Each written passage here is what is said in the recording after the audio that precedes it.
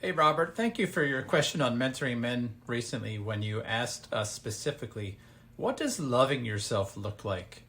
And I thought, man, it's a great question because there's a lot of talk on the internet, there's a lot of talk in social media, and really all over the place about loving yourself. And this could be a tremendously confusing topic for really anybody, but especially men who are experiencing relationship conflict, men who are experiencing midlife. It's just confusing all around. Now, I'm 48 years old, and I grew up during a season where Saturday Night Live had a character on it named Stuart Smalley. And Stuart Smalley would look in a mirror, big kind of full-length mirror, and he would give himself affirmations, and he would say, I'm good enough, I'm smart enough, and doggone it, people like me. And it had this kind of weird vibe to it, and I used to always think that self-love was kind of this kind of, I don't know, a little bit sickening, sweet way of seeing yourself that kind of just creeped me out, to be honest. And so when I first started hearing people talk about any kind of self-love, I just kind of turned my nose up at the whole thing. It was very off-putting to me because I misunderstood what people were referencing and talking about. And as I've gotten older and I've inquired a little bit more into what do people mean here when they say this, is there a way to love yourself that doesn't feel off-putting to both myself and to others? What does that look like? What does it mean?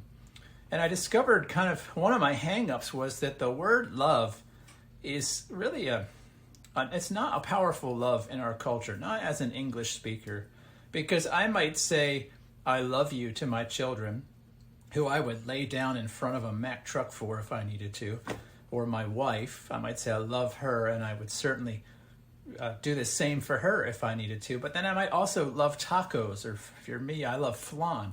And clearly I don't hold these things with the same regard and esteem. And so this is the limit of the word love. And so when we talk about self-love, do I mean the kind that would lay its life down in front of a Mack truck? Or do I mean love in the way that I love flan or tacos or ribeye or a number of other things that I greatly appreciate?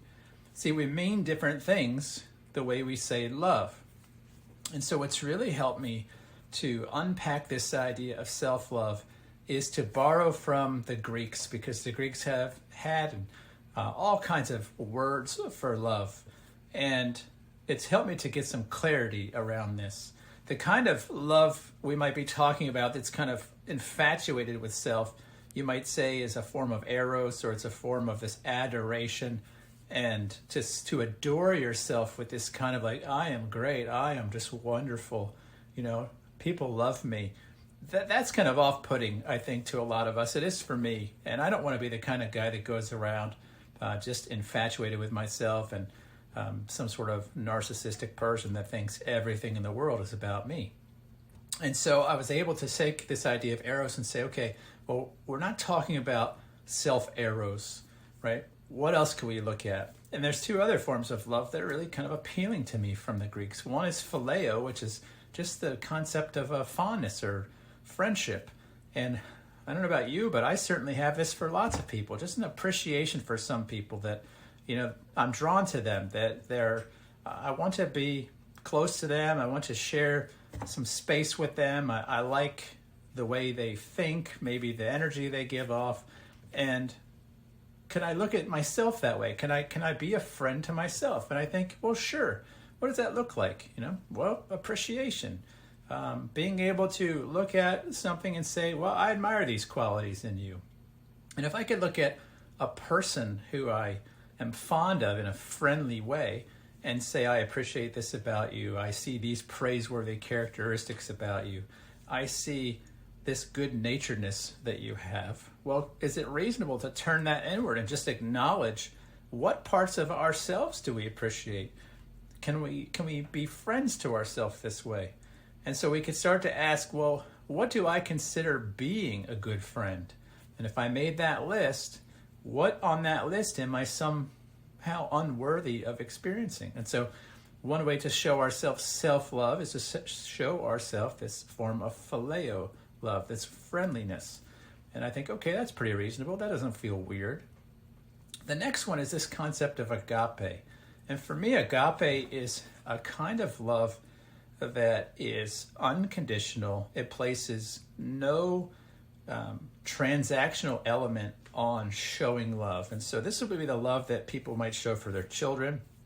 And in a mature long-term relationship that has gone through the disillusionment stage, this would be the kind of love that you hopefully show a spouse, which is giving them things like kindness, appreciation, warmth, giving them the benefit of the doubt, assuming the best about them, giving them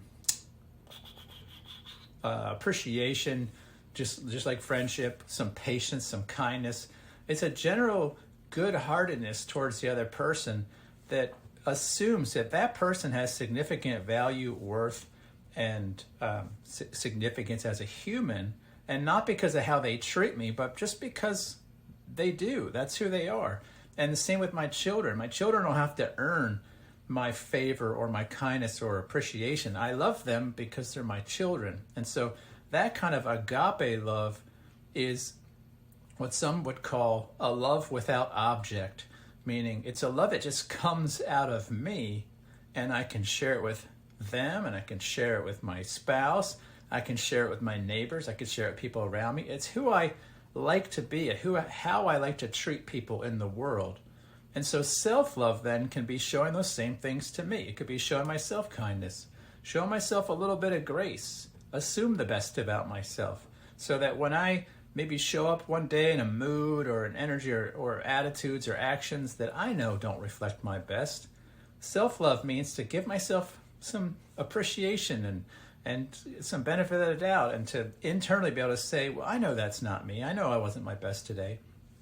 And instead of shame spiraling myself into some like smallness and putting myself in a corner with a dunce cap on, right? Self-love just means to give myself the same consideration that I would give others in that same moment. And this is why it gets hard, because if we have a transactional view of love, which means I'll show you goodness when you show me goodness, that's that form of eros love. And this is why so many people struggle to show self-love, is because they're just completely unfamiliar with both phileo and especially agape. And so they don't know how to show people, not very well, a love that is non-transactional, a love that just shows people these attributes for reasons inside of self, not reasons contained in that person's behavior. And this is really important for both self-love, but also loving in a deep, long-term, committed relationship. Because if your love is transactional, then anytime the person's behavior is poor, your reason for loving them goes down and it wanes, and you can't actually love.